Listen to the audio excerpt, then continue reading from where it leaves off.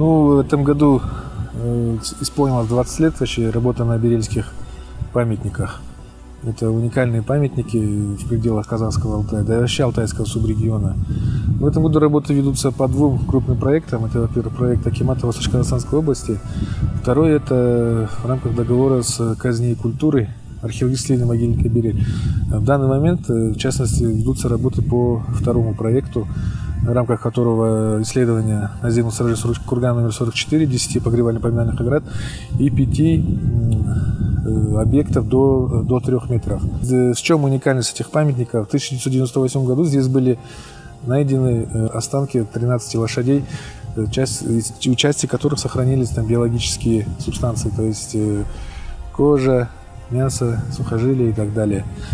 То есть и богатое погребение, к сожалению, награбленное царя и царицы. В 1997 году я сюда приехал, выбрал самый большой из них курган. Курган известный в науке сейчас под номером 11. К нашему счастью, там были получены первоклассные материалы, которые сейчас вошли в Золотой фонд мировой культуры. И вот с тех пор мы продолжаем.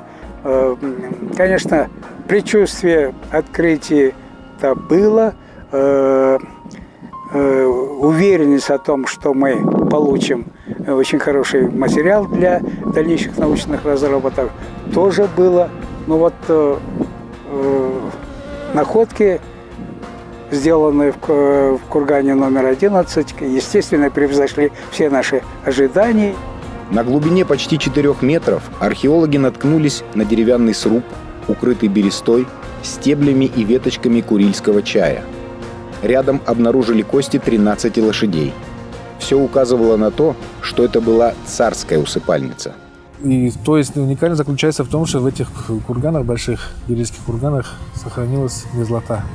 То есть изначально она предполагала сохранение в мерзлоте, но, к сожалению, 100% этих курганов были ограблены еще в древности самими носителями этой культуры, то есть те люди, которые участвовали в погребальном процессе. То есть это выяснено в ходе этих 20-летних исследований. Каждый курган скрыт целенаправленно, то есть грабители попадали с точностью до 1 сантиметра на колоду с погребенным царем, выламывали тот или иной угол, вытаскивали там останки, грабили, забирали все, что можно. То есть нам доставались по большей части это остатки большие. Наиболее примечательные находки — это вот 11-й курган, знаменитый, 10-й, 36-й. Ну и другие курганы, конечно, дали материал уникальный, как в пределах Казахстана, так и, скажем, евразийской, как минимум, археологии. В данный момент, благодаря вот поддержке, в частности, Министерства культуры и Акимата Восточно-Казахстанской области, развернуты широкомасштабные работы по музеификации, то есть уже идет второй этап этих работ. Если первый предполагал исследования археологические масштабные, второй — то уже музеификация этих уже исследованных знаковых памятников. Это в первую очередь 11-й курган.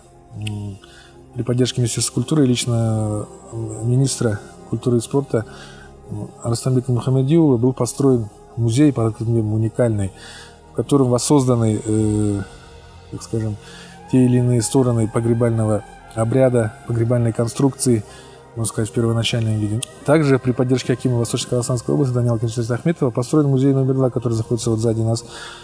Это вот там тоже погребение царицы с 7 лошадьми. Тоже достаточно богатое, но, к сожалению, тоже ограбленное.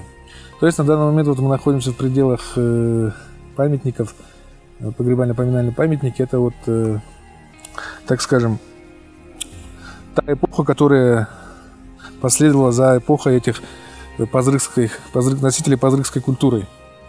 То есть это хунно-сямбийское время, как мы его именуют наши коллеги, скажем, которые исследуют такого рода памятники на Алтае.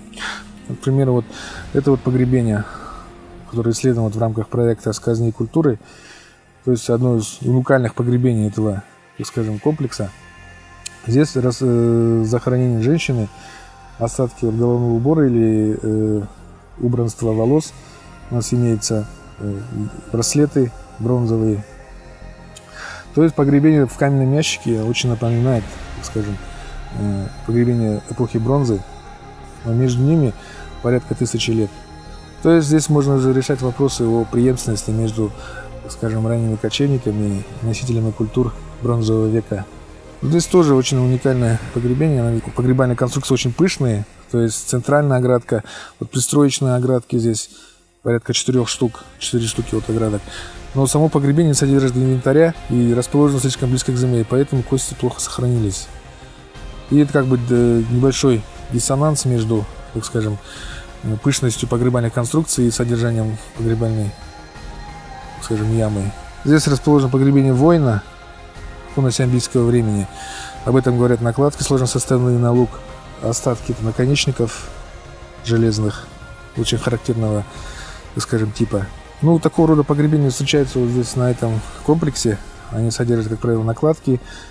И в этом году тоже исследовано одно погребение, вот, содержащее воина, но у него наряду с железными наконечниками были костяные, такие специфические охотничьего типа. То есть, как и предполагали те времена, воин, он в то же время был и скотоводом, охотником, в зависимости от его, так скажем, способностей и, так скажем, наклонностей или семейного промысла и так далее.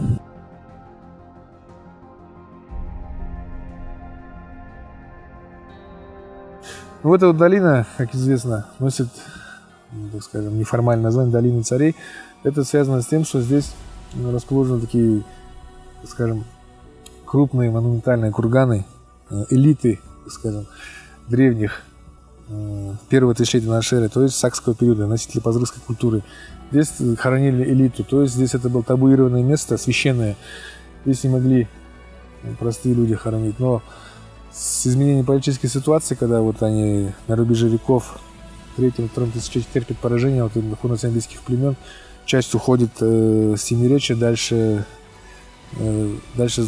через Среднюю Азию в сторону Передней Азии, создают там Кушанскую империю, это как Юэджи, ну, по китайским источникам, согласно выводам ученых. Здесь обитали племена Юэджи, которые создали Кушанскую империю, но элита ушла, наиболее боеспособные, наверное, ушли, которые не захотели подчиняться, но население простое, скорее всего, осталось. Теперь ведутся работы по выявлению среди этого массива рядовых памятников постпазырского времени, именно носителей пазырской культуры.